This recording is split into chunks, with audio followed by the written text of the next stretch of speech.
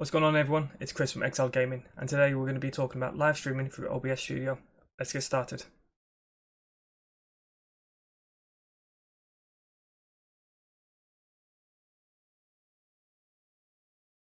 Before we get started, just a quick reminder that I do stream on Twitch most days, and I will leave a link down in the description. Also, two other things. One, this is a PC guide. I will be putting a Mac equivalent up, and once it's live, I will link in one of the corners and also down in the description.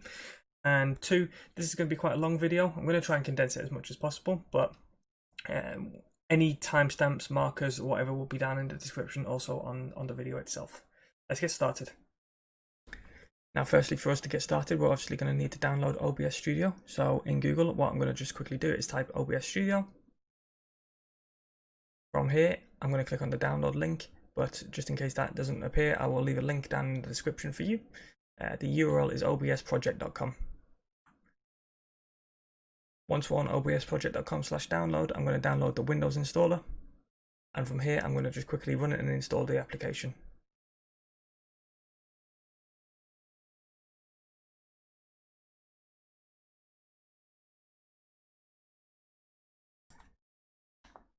I've gone ahead and launched OBS Studio. The first time you actually launch the application, it will ask you if you want to run the auto configuration wizard. There's a link down in the description to the timestamp, but we'll talk about this in more detail down the line. Now, for us to be able to use OBS, we need to understand the layout. This big massive black box here, this is what the users will see. So if you have your webcam, gameplay, your desktop, whatever on this big black box here, it will be streamed to your users.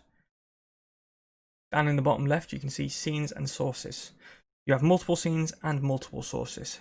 So a scene would be you're starting soon, be right back, intermission, and so on.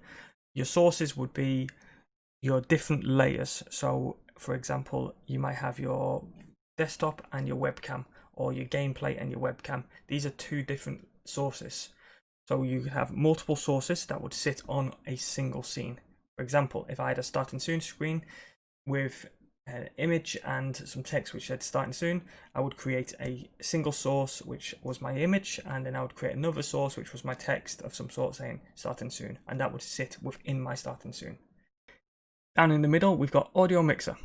Audio mixer allows us to split out audio inputs and outputs into different channels. So the example down here is desktop audio and mic. We've got a desktop output and a microphone input, and they are two separate channels. So if I wanted to mute myself, I would click on this button, and now my stream would only hear my desktop audio. Now this is really powerful because it allows us to split out things like teammates. For example, if I'm in Discord, I can mute and unmute my Discord through the audio mixer, and I'll set that up as a single channel. In the bottom right, we've got scene transitions and controls. Transitions is essentially how you would go from one scene to another. So if I went from my main screen to my ending screen, I can have it, if I just click the button, it will just cut straight to that scene. However, if I wanted like a nice animation, or like it slides in or whatever, this is where I would create that transition. And finally, controls in the bottom right. We've got start streaming, start recording, fairly self-explanatory. Studio mode allows us to see a preview of what we're in and what we're going to. So this can be really powerful if you want to know what the next scene looks like, or if you want to change the transition for whatever reason. Then we've got settings and exit. Now before we get started, we want to create our new profile. Up in the top left hand corner, you can see that it says profile is untitled and scenes are untitled. Now if you click on profile, here we'll have untitled. You just want to quickly rename this.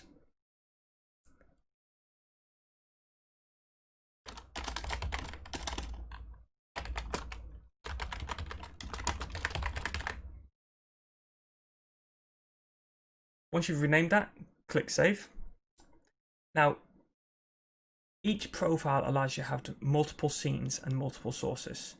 So, for example, if I wanted my stream to look slightly different, if I was playing Call of Duty compared to Apex, I would create a new profile and it would give me a whole new set of scenes that I can work with. We're going to want to run the auto configuration wizard. This is very powerful. OBS will go through and run a set of tasks against your machine, and it will pre-select what it thinks is the best settings. this avoids us having to go through, change bit rates from 4,000 to 8,000, change resolutions, change frame per second. We just basically tell OBS this is what we want and go and pre-select the best settings. Now, there's no one shoe fits all, but when it comes to settings, I can't export my settings and they work perfect for you. It's completely down to internet speed, your computer, your CPU, what graphics card you're currently using. So this tool helps you alleviate as many of those stresses as possible. Now, open the top, click on Tools, Auto Configuration Wizard, and since as we're streaming, we're going to leave the first option selected, which is Optimized for Streaming. Recording is secondary. If we weren't streaming, we can select the bottom one and it will prioritize recording. Now, basic canvas and resolution. This is what your monitor and your game is currently being output at. So currently my game is being output at 1080p. If you was streaming at 720p or 4K, you would want to select this here. If you're not sure, just use the current. Frames per second. This is how do you want your stream to look. So the more frames per second, obviously, the more strain that you're going to be putting on the stream. So which one do you want to select? It's completely down to you, but I'm leaving it down for OBS Studio to select. Then it will give us an option to connect our account. What this does is it just basically logs you in. So I'm streaming to Twitch at the moment. It'll log you in and it'll automatically pull your stream key. If you've got your stream key, you can just use stream key. I'm going to click connect. Then I'm going to fill out my details. Once there, it will authenticate and it will give us the go ahead to move on. Next.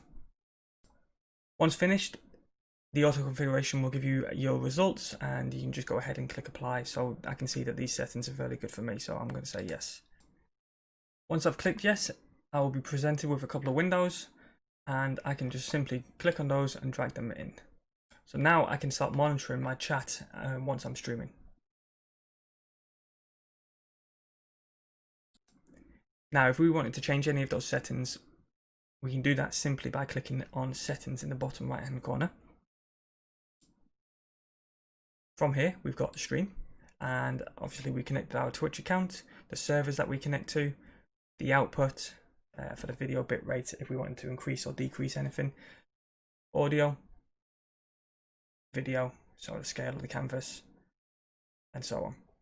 I'm going to leave everything as default for the time being. And the final step to get going is to create some form of game capture. Let's display something so our stream can see it.